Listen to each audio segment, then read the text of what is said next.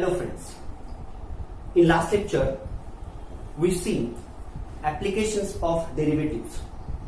In that topic we studied what is mean by tangent, what is normal, and we see equations of tangent and normal. बरोबर ना. आता जर समजा तुम्हाला y is equals to f of x हा curve दिलेला असेल तर आपल्याला माहित आहे dy बाय dx काय रिप्रेझेंट करतं. dy by dx represents slope of tangent, बरोबर. आणि -1 divided by dy by dx काय रिप्रेझेंट करतं. It represents slope of normal, बरोबर ना. आणि मग त्याच्यानंतर इक्वेशन ऑफ टँजंट आणि इक्वेशन ऑफ नॉर्मल आपण कसं फाइंड आउट करतोय. Using slope point form. आता काय आहे स्लोप पॉइंट फॉर्म. तर y minus y1 is equals to m into x minus x1. लक्षात घ्या where this m is what slope of tangent आणि y1 आणि x1 हे काय आहेत. This are the coordinates of point of contact, बरोबर ना. म्हणजे काय झालं बघा, हे इक्वेशन ऑफ टँजंट तुम्हाला याच्यावर मिळणार आहे. y minus y1 is equals to m x minus x1. This is equation of tangent और normal that depends on slope. When m represents slope of tangent, then this equation represents equation of tangent. If I take m as a slope of normal, then y minus y1 is equals to m x minus x1. This is equation of normal. आता बघा जेव्हा तुम्ही CET चे examples वगैरे solve करताय तेव्हा example बघितल्यानंतर त्यामध्ये तुम्हाला ट्रायल अँड एरर मेथड त्या ठिकाणी तुम्हाला यूज करायची. तर काय बघा ट्रायल अँड एरर मेथड. जर तुम्हाला इक्वेशन ऑफ टँजंट काढायचं असेल किंवा इक्वेशन ऑफ टँजंट दिलेलं असेल आणि तुम्हाला पॉइंट ऑफ कॉन्टॅक्ट विचारायला असेल किंवा एखादी लाईन त्या लाईनची इक्वेशन तुम्हाला तिथं दिलेलं आहे आणि ती लाईन त्या कर्वला काय टँजंट आहे, तर व्हॉट आर दॅट पॉइंट्स, म्हणजे ते पॉइंट्स काय आहेत ते तुम्हाला फाइंड आउट करायचं आहे. तर त्यासाठी तुम्हाला ट्रायल अँड एरर मेथड काय यूज करायचे बघा. जे दिलेले पॉइंट्स आहेत, दिलेले जे काही पॉइंट्स असतील ते दिलेले पॉइंट्स तुम्ही काय करा, त्या दिलेल्या लाईनच्या इक्वेशन मध्ये पुट करा एक्स आणि वायच्या व्हॅल्यूज, बरोबर. म्हणजे तुम्हाला जे पॉइंट्स दिलेले असतील ते काही कोणत्या फॉर्म मध्ये दिलेले असतील x1 आणि y1 च्या फॉर्म मध्ये, बरोबर ना. मग तुम्ही काय करा x च्या जागी x1 y च्या जागी y1 ठेवा आणि ऑप्शन्स मधलं पर्याय मधला जो पॉइंट त्या लाईनची इक्वेशन सॅटिस्फाय करेल that is your correct answer.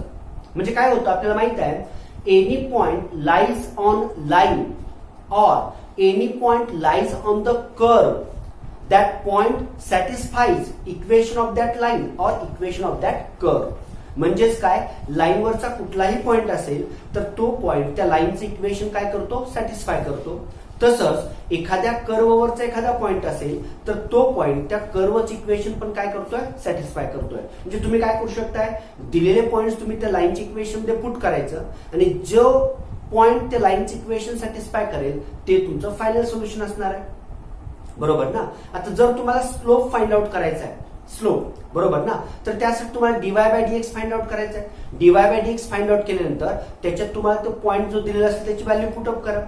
किंवा तुम्हाला स्लोप दिलेला असेल आणि पॉइंट किंवा एखादा कर्व विचारलेला आहे तर त्या पॉइंट्स मधला कुठला पॉइंट, कारण बघा टँजंट आणि कर्व या दोन्हीमध्ये एक पॉइंट कॉमन असणार आहे ज्याला आपण काय म्हणतोय पॉइंट ऑफ कॉन्टॅक्ट. लक्षात घ्या हा जो पॉइंट ऑफ कॉन्टॅक्ट आहे तो त्या कर्ववरचा पण पॉइंट आहे आणि तो त्या टँजंटवरचा पण पॉइंट आहे.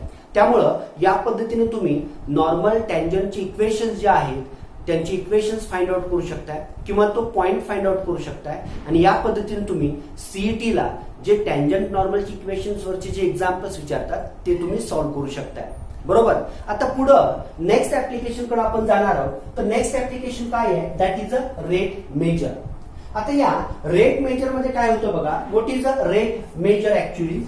तर इथं तुम्हाला साधी गोष्ट माहित आहे.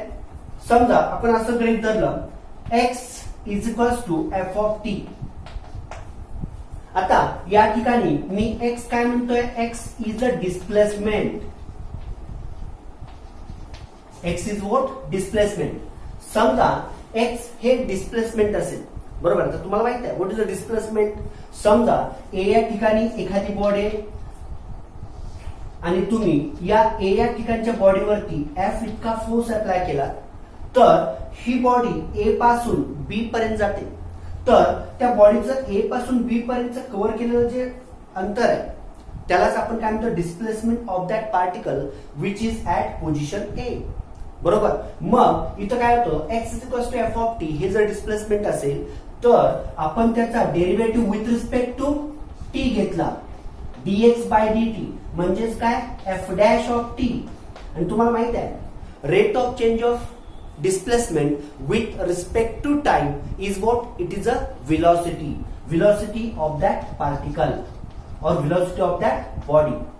म्हणजे बघा इथं काय झालं, x is equal to f of t is a displacement, then dx by dt म्हणजेच काय आहे, f dash of t, it is what, velocity of that particle. आणि त्याच्यानंतर जर समजा मी पुन्हा एकदा त्याचा डेरिव्हेटिव्ह घेतला d by d t of dx by dt म्हणजेच किती आलो, एफ डबल डॅश टी. आता इथं काय झालं, d2x बाय dt स्क्वेअर म्हणजेच काय आलं, एफ डबल डॅश टी. आणि this is what, this is acceleration. म्हणजेच याला आपण काय म्हणतोय, एक्सेलरेशन. आता सांगा ना मला, what is acceleration? Acceleration is rate of change of velocity with respect to time, त्याला आपण म्हणतो एक्सेलरेशन. बरोबर. तर मग x is a displacement, then dx by dt is velocity of the particle and d2x by dt square it is what, acceleration of that particle. बरोबर ना. तर हे झालं रेट मेजर. आणि परत आता रेट मेजर मध्ये आणखी तुम्ही काय बघणार आहे बघा, रेट मेजर मध्ये समजा आता आपण ए हा एरिया सपोज केला, suppose A is a area of a circle. आणि आपल्याला माहित आहे एरिया ऑफ अ सर्कल काय formula, A is equal to pi r square. बरोबर ना. Where A is a area and r is a radius of that circle. आणि pi हा काय आहे, कॉन्स्टंट आहे. बरोबर. मग जर रेडियस मध्ये काही बदल होत असेल, त्याच्यात काही चेंज होत असतील तर it make some changes on A also, म्हणजे ए मध्ये पण तो बदल करतोय त्याचा. बरोबर ना. म्हणजे जर आर मध्ये बदल होत असेल तर काय होणार आहे, त्याचा इफेक्ट ए वरती पण होणार आहे, म्हणजे एरियामध्ये पण काही बदल होणार आहे. किंवा जर एरियामध्ये काही बदल होत असेल तर त्याचा परिणाम नक्कीच रेडियस वरती होणार आहे. म्हणजे एखाद्या सर्कलचा एरिया जर कमी असेल तर ऑब्व्हियसली त्याची रेडियस कमी असणार आहे, जर एरिया अधिक असेल तर त्याची रेडियस काय असणार आहे, अधिक असणार आहे, म्हणजे मॅक्झिमम असणार आहे. याचा अर्थ काय, here the radius and area of that circle depends on each other. बरोबर ना. म्हणजे रेडियस इन्क्रीज झालं तर एरिया इन्क्रीज होतोय, किंवा एरिया लहान असेल, एरिया जर कमी असेल तर रेडियस पण काय असणार आहे, कमीच असणार आहे. दिस इज अ रेट मेजर. म्हणजे तुम्ही रेट मेजर मध्ये एरिया, व्हॉल्यूम याच्याशी रिलेटेड बरेच एक्झाम्पल्स, त्याच्यानंतर डिस्प्लेसमेंट, व्हेलॉसिटी आणि एक्सेलरेशन याच्याशी रिलेटेड काही एक्झाम्पल्स तुम्ही बघणार आहे. बरोबर. त्याच्यानंतर नेक्स्ट पॉइंट जर आपण बघितलं, अप्रॉक्सिमेशन. आता अप्रॉक्सिमेशनचा फॉर्म्युला तुम्हाला माहित आहे. बघा अप्रॉक्सिमेशनचा फॉर्म्युला काय आहे, what is the formula of approximation. Approximation आपण कसं फाइंड आउट करतोय, बघा एफ ऑफ ए किंवा F of x is the function, आणि तुम्हाला त्या फंक्शनची अप्रॉक्सिमेट व्हॅल्यू फाइंड आउट करायची आहे. बरोबर ना. तर अप्रॉक्सिमेट व्हॅल्यू आपण फाइंड आउट करण्यासाठी त्या फंक्शनचा आपण काय घेतोय, डेरिव्हेटिव्ह घेतोय एफ डॅश ऑफ एक्स. आणि मग तुम्हाला अप्रॉक्सिमेशनचा फॉर्म्युला माहित आहे. काय फॉर्म्युला अप्रॉक्सिमेशनचा, f of a plus h is equals to f of a plus h into f dash of a. Using this formula we find approximate value of that function. बरोबर ना. तर या पद्धतीने आपण काय करतोय, अप्रॉक्सिमेट फंक्शनची व्हॅल्यू फाइंड आउट करतोय. त्याच्यानंतर आपण नेक्स्ट ऍप्लिकेशन बघितलं, what is that, Rolle's theorem and Lagrange's mean value theorem, ज्याला आपण LMVT असं म्हणतोय. आता बघा रोल्स थेरम आणि लाग्रांजेस मीन व्हॅल्यू थेरम याच्यामध्ये काय आहे, तुम्हाला f of x y is equal to f of x, that is the given function which defined over the interval AB. AB या इंटरव्हलवरती ते फंक्शन कसं केलेलं आहे, डिफाईन केलेलं आहे. बरोबर ना. तर मग रोल्स थेरम मध्ये काय आहे, रोल्स थेरम मध्ये आपण काय बघतो बघा, आठवतं सर्वांना रोल्स थेरम मध्ये काय आहे ते काय बघा. रोल्स थेरम मध्ये नंबर 1 पहिला पॉइंट काय आहे, तर that function f of x is a continuous over the closed interval AB. means f of x continuous आहे, कुठं, continuous over close interval a b. लक्षात घ्या. आता हे कसं लक्षात ठेवणार, कंटिन्युअस सी आणि क्लोज त्याचा पण सीच आहे, बरोबर ना. म्हणजे continuous over close interval means given function f of x is a continuous over close interval. He same condition तुम्हाला रोल्स थेरम मध्ये पण आहे आणि लाग्रांजेस मीन व्हॅल्यू थेरम मध्ये पण युज करायची आहे.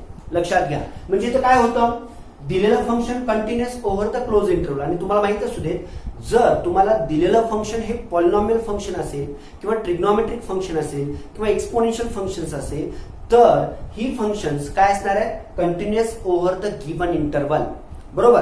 त्याच्यानंतर सेकंड पॉइंट काय आहे, एफ ऑफ एक्स इज डिफरन्शिएबल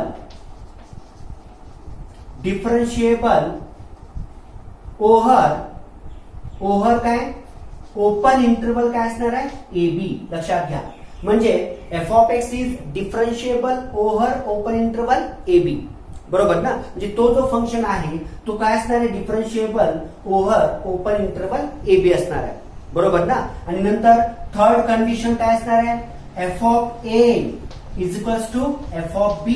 म्हणजे तुम्हाला जो इंटरव्हल दिलेला आहे, ए ला आपण काय म्हणतोय, लोअर लिमिट, बी ला आपण अप्पर लिमिट म्हणतोय. मग तुम्ही काय करताय, ते ए ची व्हॅल्यू ते एफ ऑफ एक्स मध्ये ठेवा, बी ची पण व्हॅल्यू एफ ऑफ एक्स मध्ये ठेवा आणि मग तुम्हाला तिथे काय यायला पाहिजे, f of a is equals to f of b यायला पाहिजे, बरोबर. आणि नंबर फोर्थ कंडिशन काय आहे, there exist any element belongs to that interval a b means there exist c belongs to that a b such that f dash of c is equals to 0. म्हणजे तुम्ही दिलेला function f of x जो आहे त्याचा derivative find out करताय, बरोबर. कारण आपण ऍप्लिकेशन ऑफ डेरिव्हेटिव्ह बघतोय, त्यामुळं त्यामध्ये तुम्हाला डेरिव्हेटिव्ह हा काढावाच लागणार आहे, बरोबर ना. तर मग एफ ऑफ एक्सचा डेरिव्हेटिव्ह तुम्ही काढलेला आहे. तर आता कंडिशन्स कोणत्या कोणत्या आहेत बघा, रोल्स थेरमच्या कंडिशन्स, ज्यामध्ये तुम्हाला कंटिन्युअस ओव्हर क्लोज इंटरव्हल, नंतर डिफरन्शिएबल ओव्हर ओपन इंटरव्हल असणार आहे, त्याच्यानंतर f of a is equals to काय असणार आहे, एफ ऑफ बी असणार आहे. आणि there exist any element c belongs to a b such that f dash of c is equals to 0. तर तुम्हाला याच्यावरचे जे एक्झाम्पल्स विचारले जातात, ज्यामध्ये तुम्हाला दिलेल्या पॉलिनॉमियल मध्ये एखादा अननोन तिथं दिलेला असणार आहे आणि क्वेश्चन्स कसं विचारतात, if the function satisfies Rolle's theorem then k is equals to, म्हणजे k ची व्हॅल्यू काय आहे. मग तुम्हाला ते ऑप्शन्स दिलेले असतील. म्हणजे तुम्हाला या ठिकाणी डायरेक्ट तुम्ही काय करू शकताय, एकतर f dash c is equals to 0 use करू शकताय किंवा मग f of a is equals to f of b याचा यूज करून पण तुम्ही त्या अननोनची किंमत फाइंड आउट करू शकताय, बरोबर. दिस इज रोल्स थेरम, बरोबर ना. आता मग नेक्स्ट जो पुढचा आहे, लाग्रांजेस मीन व्हॅल्यू थेरम म्हणजे LMVT, Lagrange's mean value theorem. काय बघा LMVT, तर f of x continuous over the close interval a b, f of x is differentiable over open interval a b. And number 3 third condition काय बघा, there exist c belongs to a b such that f dash of c is equals to f of b minus f of a divide by काय b minus a. म्हणजे ही तिसरी condition वेगळी आहे आणि इथं f of a is equals to f of b नसतं, लक्षात घ्या. मग तुम्हाला लाग्रांजेस आणि रोल्स यामधला जर फरक समजून घ्यायचा असेल, म्हणजे दिलेलं एक्झाम्पल, दिलेलं फंक्शन कोणत्या फॉर्म मध्ये आहे किंवा कसं सोडवायचं, तर तुम्ही चेक करा. एफ ऑफ ए बरोबर एफ ऑफ बी असेल तर ते तुम्हाला रोल्सनी यूज करायचं, रोल्स थेरमनी सॉल्व्ह करायचं आहे. आणि जर इक्वल नसेल तर तुम्हाला तिथं LMVT हा कन्सेप्ट, LMVT हा थेरम त्या ठिकाणी यूज करायचा आहे. मग LMVT मध्ये काय बघा, there exist any element belongs to that interval such that f dash of c is equals to काय येतं, f of b minus f of a upon b minus a. तर हा आहे लाग्रांजेस मीन व्हॅल्यू थेरम. तर तुम्हाला लक्षात आलं का बघा, आपण काय काय बघितलं, equation of tangent and normal तुम्ही बघितलेलं आहे, बरोबर ना. इक्वेशन ऑफ टँजंट नॉर्मल काय आहे, y minus y1 is equals to m x minus x1 where m is a slope of tangent or normal आणि x1 y1 is a point of contact. त्याच्यानंतर rate measure मध्ये तुम्हाला काय काय बघितलं बघा तुम्ही रेट मेजर मध्ये, x is equals to f of t displacement असेल, dx बाय dt काय असणार आहे velocity, d2x by dt square काय असणार आहे ऍक्सेलरेशन असणार आहे. त्याच्यानंतर तुम्हाला त्याच्यामध्ये एरिया, नंतर व्हॉल्यूम, सरफेस एरिया हे फॉर्म्युले माहित असले पाहिजे, बरोबर. मग त्याचा यूज करून तुम्ही ते एक्झाम्पल स्टेट मेजरचे सॉल्व्ह करू शकताय. अप्रॉक्सिमेशनचा फॉर्म्युला काय आहे? F of a plus h is equals to f of a plus h into f dash of a. बरोबर. नंतर रोल्स थेरम आणि लाग्रांजेस मीन व्हॅल्यू थेरम हे दोन थेरम लक्षात आले का बघा सर्वांना. लाग्रांजेस थेरम आणि रोल्स थेरम मध्ये काय फरक आहे दोन्ही मधला फरक काय आहे बघा. तर रोल्स थेरम मध्ये f of a is equals to f of b जे लाग्रांजेस मध्ये नसते, एलएमयूटी मध्ये नाही येते. आणि रोल्स मध्ये काय आहे? There exist c belongs to a b such that f dash c काय आहे तिथं 0 आणि इथे एफ डॅश सी काय आहे? F of b minus f of a upon b minus a. तर हे रोल्स थेरम आणि लाग्रांजेस मीन व्हॅल्यू थेरम. बरोबर.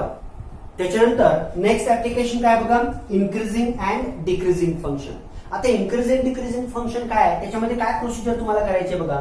एफ ऑफ एक्स तुम्हाला दिलेलं फंक्शन असेल तर त्याचा अगोदर तुम्ही काय करा, F dash of x derivative find out करा. बरोबर.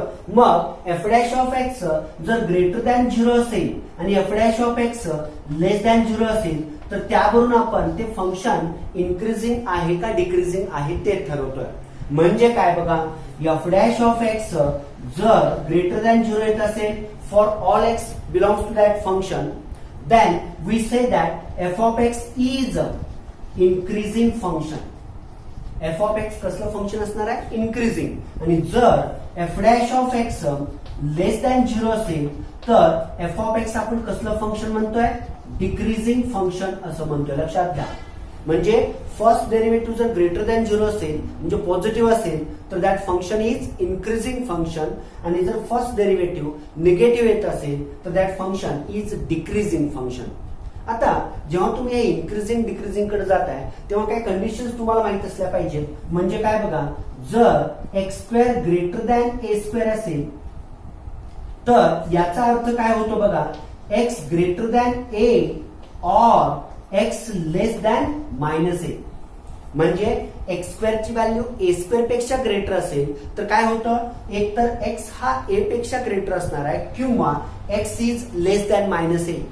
आणि नंबर 2 नेक्स्ट कंडिशन काय बघा, सेकंड कंडिशन, जर x square less than a square असेल तर याचा अर्थ काय होतोय, that x lies between minus a to ए.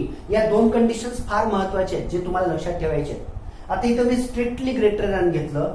जर समजा x square greater than or equals to a square असेल तर what this mean, x greater than or equals to a or x less than or equals to minus a.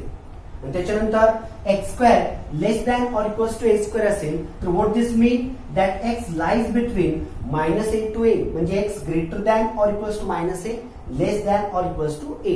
म्हणजे या कंडिशनचा use करून तुम्ही increasing डिक्रीजिंगचे example solve करू शकता. म्हणजे तुम्हाला तिथं काय करायचं आहे, फर्स्ट डेरिव्हेटिव्ह घ्यायचा आहे आणि मग जर तो डेरिव्हेटिव्ह पॉझिटिव्ह येत असेल तर ते फंक्शन काय असणार आहे, इन्क्रीजिंग.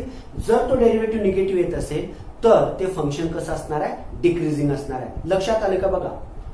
आता त्याच्यानंतर ऍप्लिकेशन मधला शेवटचा आणि अतिशय महत्वाचा पॉइंट काय बघा, तो मॅक्झिमा अँड मिनिमा.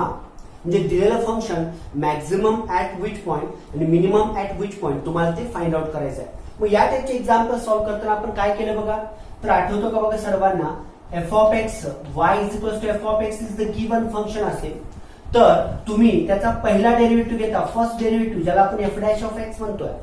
नंतर त्याचा again differentiate both side with respect to x, second derivative पण घेतलेला आहे. बरोबर ना. आणि मग तिथं काय म्हणतंय बघा तुम्ही, for Maxima and minima, for Maxima and minima आपण एफ डॅश ऑफ एक्स बरोबर काय इक्वेट करतोय, 0.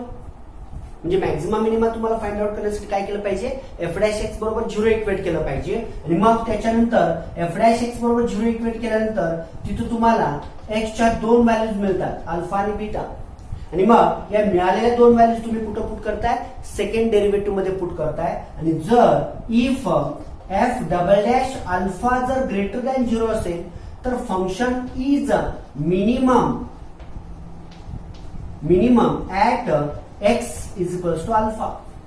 आणि जर समजा f double dash beta negative असेल तर function is what, maximum at x is equals to beta.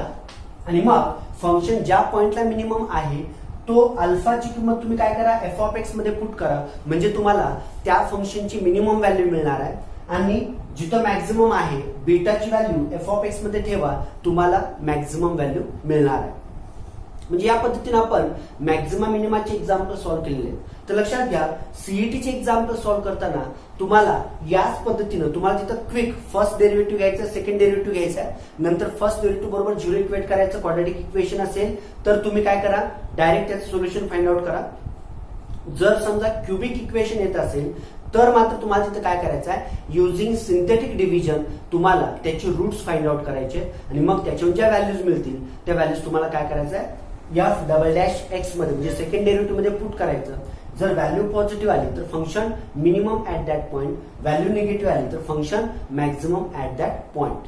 बरोबर, म्हणजे या पद्धतीने आपण ऍप्लिकेशन्स ऑफ डेरिव्हेटिव्ह मधले पॉइंट्स इथं बघितलेले आहेत. ते पॉइंट्स मी डिस्कस केलेले आहेत. एक्झाम्पल सॉल्व्ह करत असताना ज्या ज्या ट्रिक्स त्यावेळेस सांगितलेल्या त्या तुम्ही अप्लाय करा, म्हणजे तुम्हाला एक्झाम्पल सोडवताना काहीच अडचण येणार नाही.